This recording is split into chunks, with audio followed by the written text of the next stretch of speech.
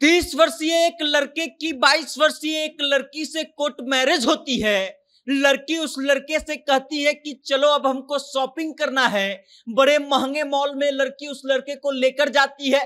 फिर लड़की जो है उस लड़के के खर्च पर शॉपिंग करती है और उसके बाद उस लड़के से कैश पैसों की डिमांड करती है। और कैश पैसा जैसे ही वो लड़का उस लड़की को देता है, कुछ ही मिनटों में लड़की गायब हो जाती है। और बाद में उस लड़के को पता चलता है कि जिस लड़की से उसने शादी किया वो दुल्हन नहीं बल्कि एक लुटेरी दुल्हन थी। अब ये लड़का और लड़की कौन है, कहाँ का ये कहानी है और कैसे इन दोनों और कैसे लड़की ने लड़के को लूट लिया, इन सभी मुद्दों पर विस्तार से बात करेंगे। आपको पूरी कहानी विस्तार से बताएंगे, लेकिन उससे पहले आप हमारा परिचय जान लीजिए। नमस्कार, मेरा नाम वेद प्रकाश है। आप जनता जंक्शन देखना शुरू कर चुके हैं और कैमरे के पीछे हैं विशाल। उत्तर प्रदेश के जालौर जिले के एक लड़का है जिसका नाम महेंद्र कुमार है। महेंद्र कुमार 30 वर्षीय हैं और गया में रह करके नौकरी करते हैं, गया में रह करके काम करते हैं। महेंद्र कुमार के फोन पर अचानक एक दिन कॉल आता है एक अननोन नंबर से और उनको बताया जाता है कि एक लड़की उनसे शादी करना चाहती है। महेंद्र कुमार 30 वर्षीय थे, कुंवारे थे, तो उनको लगा कि अगर कोई लड़की हमसे शादी करना चाहती है तो हम भी शादी करने के लिए तैयार हैं। उसके बाद महेंद्र कुमार उस लड़की के परिवार वालों से बातचीत करते हैं और फिर धीरे धीरे बात आगे बढ़ती है। महेंद्र कुमार से उस लड़की की बात कराई जाती है। लड़की का नाम बताया जाता है जूली कुमारी और जूली कुमारी और महेंद्र कुमार के बीच बातचीत शुरू होती है।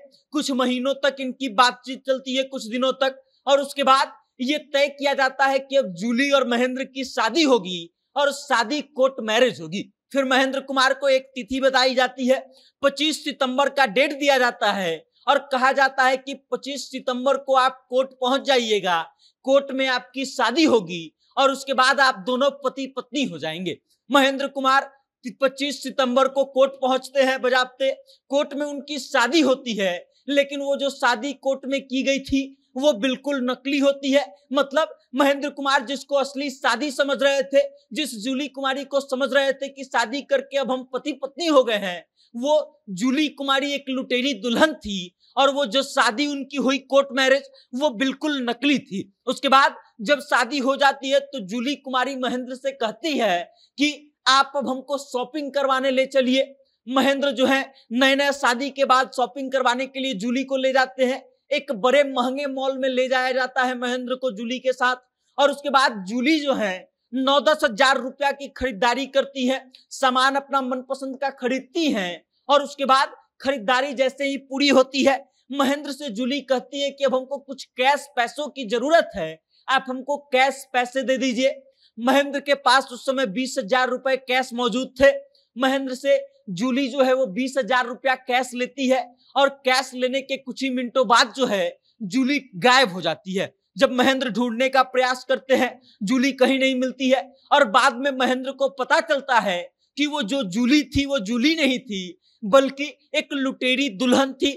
जिस लड़की से महेंद्र ने शादी किया था उस लड़की ने महेंद्र को लूट लिया और लूट करके वो रफू चक्कर हो गई। अब आप इस बात को समझिए कि पहले फोन आने के बाद शादी के लिए तैयार करना, लड़की से बातचीत करना, फिर शादी की तारीख तय करना, कोर्ट में जाकर के नकली शादी करना और उसके बाद शादी के बाद सीधा मॉल में पहुंचना, शॉपिंग करना और फिर कैश पैसों की डिमांड करना।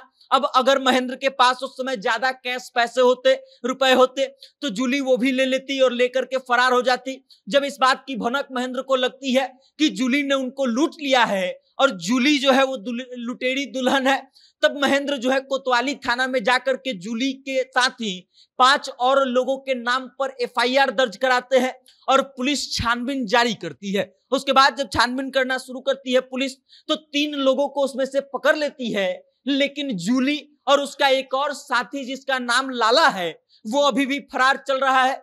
अब महेंद्र जो है बार बार थाने का चक्कर लगा रहे हैं, पुलिस वालों से बार बार ये निवेदन कर रहे हैं कि जल्दी से जूली को पकड़ लीजिए और जो जूली ने उनके साथ किया है उसको सजा दीजिए।